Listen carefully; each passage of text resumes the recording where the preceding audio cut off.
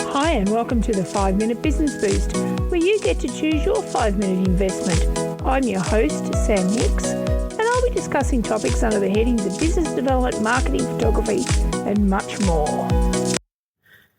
On this week's episode of the 5-Minute Business Boost, I am talking about Clarkson's farm. If you have not seen it, you need to tune in and watch the series. It's available, I think I watched it on one of the streaming services. It's quite a few seasons, but God, it hooks you in, especially if you're in regional Victoria or you're on a property. So when you think of Jeremy Clarkson, farming is likely the last thing that comes to mind. So for decades, I've certainly been aware too that he's been synonymous with roaring engines, fast cars and motoring chaos as the face of Top Gear and later the Grand Tour. But in 2008, away from the cameras, Clarkson purchased a 1,000-acre farm in the Cotswolds in England. Now, for years, local farmers managed the land for him, but in 2019, when his farm manager retired, Clarkson made the decision that surprised everyone. He would run the farm himself. Now, I know what you're thinking. I was thinking what could possibly go wrong. But the result, Clarkson's Farm is a hit documentary series on Amazon Prime, streaming in Australia as well. And look, I've really enjoyed it. Absolutely loved it. Where his cameras follow his hilarious and at times heartbreaking attempt to transform himself from really that motoring journalist that we've all known to a working farmer. Now, to be honest, before that, people, I didn't really like him. Sometimes he irked me. Sometimes I thought he was funny. But in this, oh my God, he's come into his own. So beyond the laughs and the calamities, the show has done something few could have predicted, and it's really done this in such an amazing way because it's shone a spotlight on the challenges of UK farming and sparked a new wave of public support for local farmers and the importance of buying local produce. But underneath that entertainment lies a treasure trove of lessons for small business owners about resilience, reinvention, community, and finding new ways to succeed when the odds, especially the weather, aren't in your favour. So, trials and tribulations. Now, Clarkson quickly discovered that farming is one of the harshest, most unpredictable businesses. Rain, drought, pests, red tape and fluctuating commodity prices were constant hurdles. So from battling sheep that refused to cooperate to crops that failed to being bogged down by planning rules and regulations, his journey really highlighted the exact same frustrations faced by Australian family farmers that they do have in the UK. And I thought we were regulated. Oh my God, the UK, you literally cannot fart, excuse me guys, in UK as a farmer without having to fill out some type of paperwork. And I think that's what resonated well with me, that I could just understand what he was going through. So at one point, Clarkson candidly admitted that after months of backbreaking work, his profit was little more than pocket change. And this made a powerful point. Beneath the romantic image of farming lies a profession that requires true grit, constant problem solving, and an almost endless appetite for persistence. So the business takeaway is small business ownership is rarely glamorous, whether you're running a cafe in Frankston or a creative studio in Melbourne, or you're, running a small enterprise up in northeast Victoria. You're going to face setbacks. You're going to face red tape, razor-thin profit margins at different stages of your business journey. And I think Clarkson's farming journey reminds us that success isn't immediate. Sometimes it is just built by persisting through hardship and learning from failure, but it's also about optimism and seeking an opportunity. Anyway, so let's dovetail into that now, pivoting and diversifying. So Clarkson quickly realised that relying solely on traditional farming wasn't going to work. Commodity crop sales just weren't enough to sustain the farm. So he did what every entrepreneur must eventually learn to do. He pivoted. His pivots were bold and innovative. He opened up the diddly squat farm shop, selling his own produce directly to consumers. From vegetables grown on the land to honey, chutneys and farm-branded merchandise, the shop created a profitable venture while connecting locals and fans with the farm itself.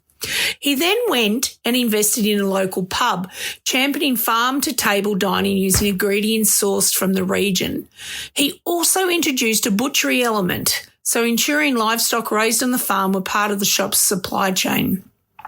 Now, this holistic approach created a vertically integrated business, growing, producing and processing, and then selling directly under one roof. Absolute classic business model that is just so amazing. It also reduced the reliance on the middlemen and price fluctuations while giving the public a deeper connection to where their food comes from. And this is all the big thing. I mean, I've been banging on it for about 20 years, people, understand where your food comes from. And here he is doing this through this series of insights into his farm and just does it brilliantly. So the business takeaway from that is when initial revenue streams start to dry up or can no longer sustain your vision, you need to consider how you can extend your offerings in a way that complements your existing strengths. Like Clarkson, smaller Australian businesses can thrive by stacking services or building out additional income channels. For example, a yoga studio selling wellness products or a cafe selling packaged sauces. Now, the value of people. This was really, really evident through this series. And one of the great successes of the Clarkson's farm is spotlighting he gave to local experts. Clarkson might be the celebrity, but he's never the hero of the story. So there's rural contractor Caleb Cooper, who became quickly a fan favourite. I loved Caleb. He was just so genuine, so down to earth. And not only for his agricultural know-how, but for keeping Clarkson grounded and often putting him in his place very quietly. Similarly, sheep farmer Charlie Island and farmhouse manager Lisa Hogan, who is his partner, really showed the depth of skill, patience and local knowledge required to run a farm efficiently. So that message is really clear. While Clarkson brought the celebrity pull, it was actually the people around him. These people who'd been doing this forever, who made the whole enterprise viable. You can't go past local knowledge, people. So the business takeaway, success isn't about doing it all yourself. It's about surrounding yourself with people that know more than you, who bring the passion, the experience and the fresh ideas to the table. For small businesses, this could mean outsourcing to specialists, building stronger supplier partnerships or even collaborating with competitors for mutual benefit. And really, I've banged on about this for so long. It's about having that tribe, having that group of people around you that you trust to move your business forward. So he was building a brand, not just a farm. So what sets aside Clarkson's farm from countless others is the storytelling. With Amazon Prime broadcasting his trials to millions, his Diddley Scott farm brand became instantly recognisable and in demand. Fans flocked to the shop, eager to buy the story as much as the product. In the early episodes when he opened it up and, he had the feeling that nobody would turn up, and then that scene where he looks down the road alongside his farm and you can't see any road for cars, and it became a real issue with parking and it pissed off the neighbours, it pissed off so many people, but people came. And I think that storytelling just really did turn that farm into an attraction.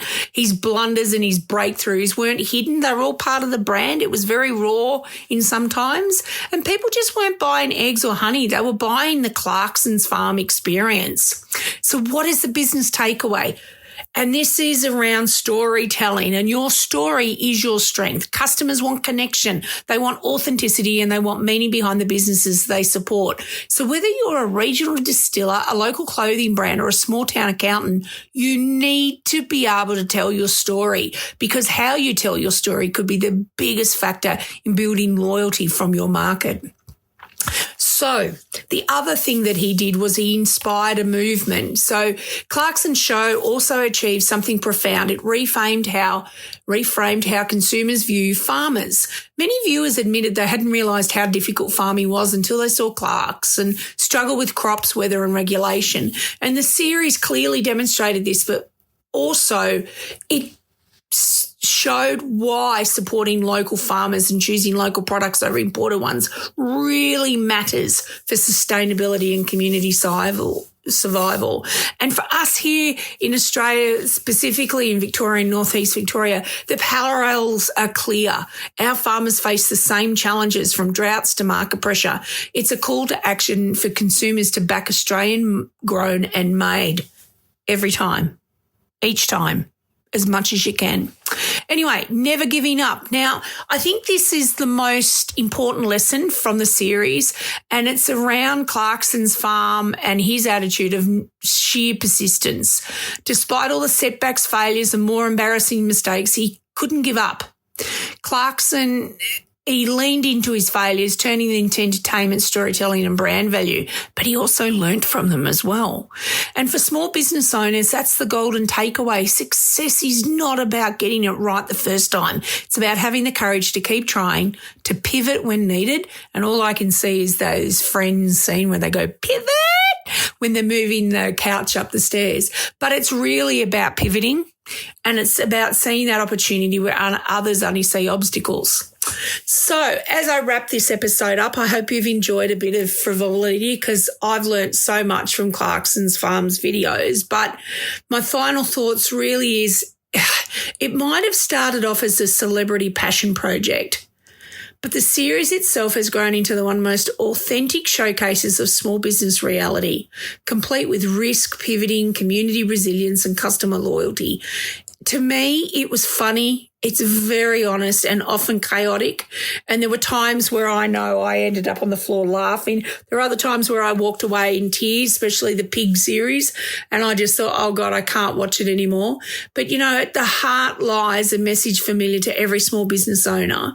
And it's build something meaningful. Surround yourself with the right people. Keep experimenting and never give up.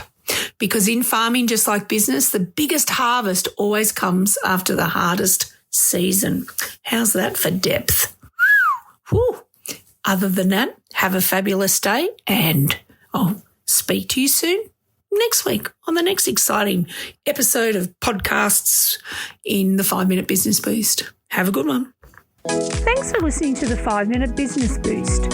For more information, follow me on socials, sign up for my newsy, or check out my website to see how we can work together to reach your small business goals. Remember, anything is possible, especially in the northeast of Victoria. Until next time, cheerio.